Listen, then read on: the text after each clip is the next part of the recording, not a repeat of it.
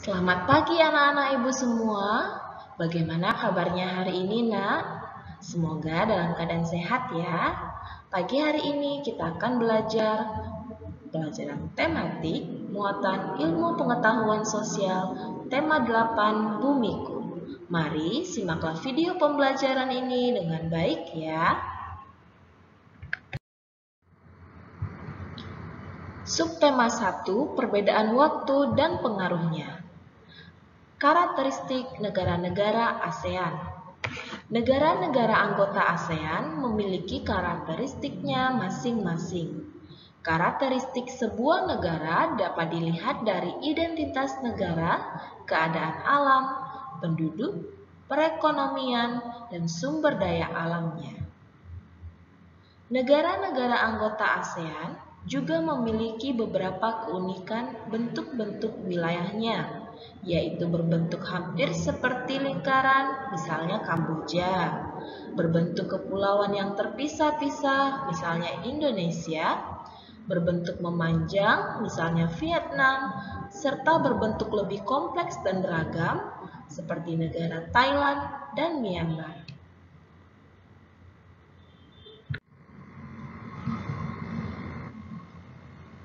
Kerjasama ASEAN. Masih ingatkah kalian mengenai ASEAN? ASEAN adalah singkatan dari Association of Southeast Asian Nations, merupakan perhimpunan negara-negara yang berada di kawasan Asia Tenggara.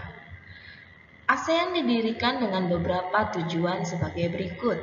Yang pertama, mempercepat pertumbuhan ekonomi dan kemajuan sosial budaya di kawasan Asia Tenggara. Kedua, meningkatkan perdamaian dan stabilitas di kawasan Asia Tenggara. Ketiga, memajukan penelitian bersama mengenai masalah-masalah di kawasan Asia Tenggara. Dan keempat, memajukan kerjasama di bidang pertanian, industri, perdagangan, dan komunikasi. Demi mewujudkan tujuan tersebut, negara-negara anggota ASEAN membentuk hubungan kerjasama di berbagai bidang. Hubungan kerjasama tersebut harus mengikuti prinsip-prinsip yang tertuang dalam Perjanjian Persahabatan dan Kerjasama di Asia Tenggara, yaitu Treaty of Amity and Cooperation in Southeast Asia. Perjanjian tersebut ditandatangani pada tanggal 24 Februari 1976 di Bali. Secara umum, kerjasama di antara negara-negara anggota ASEAN dapat dikelompokkan ke dalam 3 bidang berikut ini. Yang pertama, kerjasama di bidang ekonomi. A. Mendirikan pabrik di beberapa negara anggota ASEAN. ASEAN mendirikan pabrik di beberapa negara anggotanya sebagai salah satu bentuk kerjasama ASEAN di bidang ekonomi. Berikut pabrik-pabrik yang didirikan di beberapa negara anggota ASEAN. Yang pertama, pabrik pupuk di Aceh, Indonesia, yang dikenal dengan nama Aceh Asian Fertilizer atau disingkat AAF. Yang kedua, pabrik abu soda di Thailand, dan yang ketiga, pabrik urea di Malaysia, yang keempat, industri tembaga di Filipina, dan yang kelima, PT Pusri di Palembang, Indonesia. Selanjutnya, kerjasama di bidang ekonomi di negara ASEAN adalah mengadakan kesepakatan ASEAN Free Trade Area atau disingkat EFTA. Nah, EFTA merupakan kesepakatan di antara negara-negara anggota ASEAN yang muncul digagas sejak KTT ASEAN yang keempat pada tahun 1992 di Singapura. EFTA disepakati dengan tujuan untuk meningkatkan daya saing negara-negara anggota ASEAN dengan negara atau kawasan perdagangan lain saat menghadapi pasar bebas. Kerjasama di bidang ekonomi yang ketiga adalah pembentukan beberapa kawasan ekonomi di antara negara ASEAN. Negara-negara anggota ASEAN juga membentuk kawasan ekonomi sebagai bentuk kerjasama di bidang ekonomi. Berikut beberapa kawasan ekonomi yang dibentuk oleh negara-negara anggota ASEAN. Yang pertama, BIM-EAGA, yaitu kawasan ekonomi yang dibentuk oleh Brunei Darussalam, Indonesia, Malaysia, dan Filipina. Yang kedua, IMTGT, yaitu kawasan ekonomi yang dibentuk oleh Indonesia, Malaysia, dan selanjutnya, kerjasama di bidang sosial budaya. Kerjasama negara-negara anggota ASEAN di bidang sosial budaya awalnya disebut sebagai kerjasama fungsional. Istilah kerjasama fungsional pertama kali muncul dalam Deklarasi Manila yang terjadi pada tanggal 15 Desember 1987. Kerjasama di bidang sosial budaya dapat dibagi lagi ke dalam beberapa aspek yang lebih spesifik. Berikut beberapa aspek yang termasuk kerjasama di bidang sosial budaya. Yang pertama pendidikan, B. Pembangunan dan kesejahteraan sosial, C. Kesehatan, D. Ketenagakerjaan, E. Penerangan dan kebudayaan, F. Pembangunan pedesaan dan pengatasan kemiskinan, G. Ilmu pengetahuan dan teknologi, H. Lingkungan hidup, I. Penanggulangan bencana alam, J. Penanggulangan masalah narkotika dan obat terlarang, K. Tentang pemuda, L. Wanita, dan M. Yayasan ASEAN. Kedamaian dunia. 3. Kerjasama di bidang politik, pertahanan, keamanan, dan perdamaian. Kerjasama negara-negara anggota ASEAN di bidang politik, pertahanan, keamanan, dan perdamaian ditunjukkan dengan pembentukan perjanjian dan komunitas berikut. Yang pertama, pembentukan Komunitas Keamanan ASEAN. Komunitas Keamanan ASEAN dibentuk pada tanggal 7 Oktober 2003 di Bali. B. Perjanjian Kawasan Bebas Nuklir. Perjanjian tersebut disepakati pada tanggal 15 November 1997 di Bangkok. Dan C. Deklarasi Kuala Lumpur. Pada tanggal 27 November 1971, 5 negara anggota ASEAN menandatangani Deklarasi Kuala Lumpur. Deklarasi tersebut menyatakan bahwa kawasan Asia Tenggara merupakan Zone of Peace, Freedom, and Neutrality, atau disingkat JOVA. Subtema 2, Bumiku dan Musimnya. Hubungan antara keadaan geografis dengan keadaan sosial budaya. Setiap wilayah memiliki kondisi geografis yang berbeda-beda. Negara dengan wilayah yang sama atau berdekatan akan memiliki kemiripan karakteristik geografis, namun tetap ada perbedaan di antaranya. Asia Tenggara terletak pada 28 derajat lintang utara dan 11 derajat lintang selatan, dan 93 derajat bujur timur dan 141 bujur timur. Berdasarkan garis lintangnya, hampir seluruh wilayah Asia Tenggara berada di daerah tropis. Secara geologis, sebagian besar wilayah Asia Tenggara dilalui rangkaian pegunungan muda Mediterania. Secara geografis, wilayah Asia Tenggara berada di jalur lalu lintas yang menghubungkan Samudra Pasifik dan Samudra Hindia, antara benua Australia dan benua Asia. Kawasan Asia Tenggara juga di jalur pelayaran antara Asia Timur dan Asia Selatan. Sebagian besar wilayah Asia Tenggara terletak di daerah tropis. Tingginya curah hujan ini juga menyebabkan kawasan Asia Tenggara banyak hutan lebat. Di kawasan Asia Tenggara berlaku musim penghujan dan musim kemarau. Salah satu pertanian yang subur di Asia Tenggara adalah daerah aliran Sungai Mekong. Sungai ini melintasi Tiongkok, Myanmar, Laos, Thailand, Kamboja, dan Vietnam. Keadaan sosial budaya negara Singapura. Singapura merupakan negara yang padat penduduknya. Sekitar 85% rakyat Singapura tinggal di rumah susun.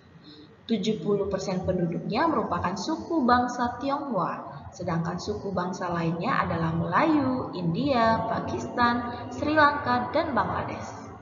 Agama yang dianut penduduk Singapura adalah Buddha, Islam, Kristen, dan Tao. Bahasa resminya adalah bahasa Inggris, tetapi digunakan pula bahasa Mandarin, Melayu, dan Tamil. Mata pencarian penduduknya adalah di bidang perdagangan, jasa, dan industri. Negara Singapura merupakan satu-satunya negara maju di Asia Tenggara dan menjadi pusat perdagangan dan perindustrian di Asia Tenggara. Dari hasil industrinya, Singapura mampu mengekspor mesin dan alat transportasi, barang-barang konsumsi, bahan kimia, serta produk olahan minyak. Keadaan sosial budaya negara Vietnam. Sebagian besar penduduk Vietnam merupakan suku bangsa Viet atau Kinh. Sisanya adalah suku bangsa Tionghoa, Kampa, Thai, Meo, dan Khmer. Orang-orang Viet tinggal di tepi pantai, sedangkan orang Tionghoa tinggal di dataran rendah. Mata pencarian utama penduduk Vietnam adalah bertani, dengan hasil utamanya padi. Selain bertani, ada pula kegiatan berkebun, industri, dan pertambangan. Hasil industrinya antara lain tekstil, semen, pupuk, dan ban. Hasil tambangnya adalah emas, biji besi, batu bara, timah, seng, dan fosfat. Kegiatan perikanan berpusat di Teluk Tonkin, Laut Cina Selatan. Keadaan sosial budaya negara Thailand. Penduduk Thailand terdiri dari suku bangsa Thai dan Lao. Sebagian besar penduduknya menganut agama Buddha. Bahasa nasionalnya adalah bahasa Thailand. Thailand terkenal dengan bela diri tradisionalnya bernama Muay Thai. Kegiatan ekonomi utama masyarakat Thailand adalah bertani. Thailand merupakan negara penghasil beras terbesar di Asia Tenggara, sehingga dijuluki lumbung padi Asia. Selain itu, penduduk yang tinggal di dekat pantai bermata pencarian sebagai nelayan. Hasil tangkapannya berupa ikan hiu dan berbagai jenis ikan lainnya. Dari bidang pertambangan, Thailand merupakan negara pengekspor timah dunia yang penting. Industrinya menghasilkan tekstil dan barang elektronik. Subtema 3, Bumi, Matahari, dan Bulan. Hubungan antara keadaan geografis dan kehidupan ekonomi di suatu negara. 1. Keadaan alam Laos dan hasil alamnya. Laos adalah salah satu negara yang terletak di kawasan Asia Tenggara. Laos tidak memiliki laut. Wilayah Laos dikelilingi pegunungan. Sekitar 70% Laos berupa pegunungan. Pegunungan tersebut membentang dari utara ke tenggara. Pegunungan di Laos merupakan rangkaian pegunungan Annam. Puncak tertinggi pegunungan di Laos yaitu Gunung Pho Bia. Laos kaya akan sumber daya alam. Hasil tanaman pangan utama Laos adalah padi dan jagung. Hasil tanaman lainnya berupa kapas, tembaga, sayur, pisang, pepaya, dan kelapa. Hasil hutan utama berupa kayu jati. Sementara itu, hasil tambang yang dihasilkan negara tersebut antara lain batu bara, timah, emas, dan tembaga. Beberapa jenis hasil alam dari Laos diekspor, yaitu kopi, kapur barus, dan kulit hewan. Yang kedua, keadaan alam Filipina dan hasil alamnya. Wilayah negara Filipina memiliki kesamaan dengan Indonesia, yaitu berbentuk kepulauan. Ketampakan alam di Filipina berupa pegunungan. Puncak tertinggi di Filipina adalah Gunung Apo, tingginya 2.954 meter. Kondisi alamnya yang bergunung-gunung membuat lahan-lahan pertanian di Filipina dibuat bertingkat-tingkat. Negara Filipina adalah daerah yang subur dan kaya akan hasil alam. Kondisi tersebut memengaruhi kegiatan ekonomi penduduknya. Kegiatan ekonomi utama penduduk Filipina adalah pertanian. Hasil pertaniannya antara lain padi, kelapa, abaka, nanas, dan gula. Kegiatan ekonomi lain yang dilakukan penduduk Filipina adalah pertambangan dan industri. Hasil tambang Filipina adalah kobalt, tembaga, emas, nikel, biji besi, dan minyak bumi. Ada pula penduduk yang bermata pencarian sebagai nelayan. Mereka adalah penduduk yang tinggal di pulau-pulau kecil. Anak-anak ibu, demikianlah pembelajaran hari ini. Untuk tugas latihan, anak-anak ibu dapat mengerjakan soal berikut. Yang pertama, tuliskan 3 tujuan didirikannya ASEAN. Yang kedua, sebutkan 3 kerjasama ASEAN di bidang ekonomi. Yang ketiga, bagaimana keadaan sosial budaya negara Singapura. Yang keempat, tuliskan secara singkat keadaan alam Laos dan hasil alamnya. Dan yang terakhir, apa saja aspek yang termasuk kerjasama di bidang sosial budaya. Ingat, tulislah dengan baik soal dan juga jawaban di buku tugasmu. Untuk tugas keterampilan, anak-anak ibu dapat mengerjakan Tugas keterampilan yang ada pada LKS tema 8 halaman 16 ada tugas keterampilan portofolio 2. Dikerjakan dengan rapi ya. Anak-anak Ibu, terima kasih telah mengikuti dan menyimak video pembelajaran hari ini. Tetap semangat belajarnya. Sampai jumpa.